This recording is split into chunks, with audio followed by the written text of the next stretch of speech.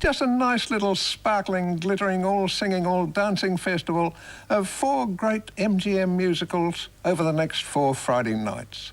The titles include Singing in the Rain, which is often said to be the best movie musical of all, and On the Town, which is sometimes said to be the best of all, and Kiss Me Kate, which is undeniably wrapped around the best stage play of all, because, of course, the play within the play in Kiss Me Kate is Shakespeare's Taming of the Shrew.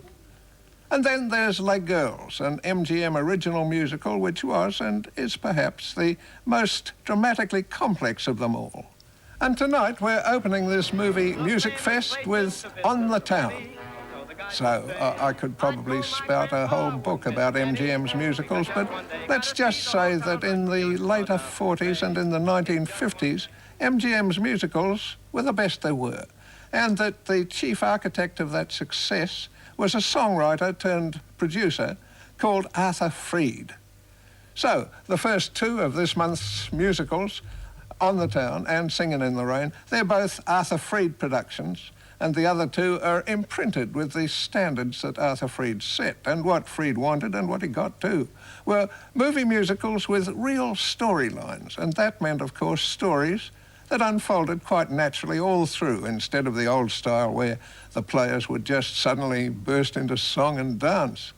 So tonight's show is the saga of 3 sailors on 24 hours leave in New York. Gene Kelly, Frank Sinatra and Jules Munshin play the sailors, with Sinatra quite surprisingly blushing and engaging as the innocent young one of the 3. Betty Garrett and Ann Miller and Vera Ellen are the women who help them to go on the town. On the Town, what a good musical it is, bubbling over with energy. For me, it's one musical that gets better as the storyline evolves, and I think that this is because, well, what happened was that Gene Kelly, wearing his director's hat, and his old friend Stanley Donen as co-director, they had wanted to shoot the whole of On the Town on location in New York, in the streets. The studio-bound top brass of those days said that that would be simply absurd, but they did allow 1 week in New York, and Kelly and Donen used it to shoot the opening and the closing sequences, and for my money, this split between street shots and studio shots is just, well, a touch schizophrenic, I suppose. I've certainly always felt more comfortable with the studio shots because with Kelly at the helm, this is very much a dancing picture, and dancing and working in the streets on the pavements never really do go together, not very well.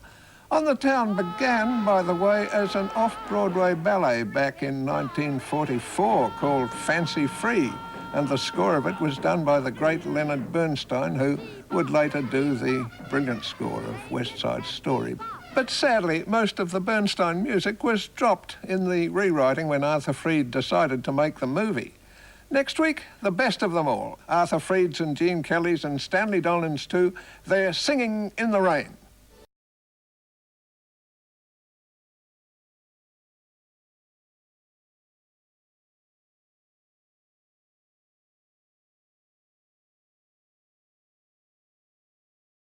Gene Kelly, Donald O'Connor, Debbie Reynolds, and the best of all performances from Gene Hagen in a great musical about the days when Hollywood was learning to talk and to sing. Same time, same channel, next Friday, wet or fine, for Singin' in the Rain. I'll see you then.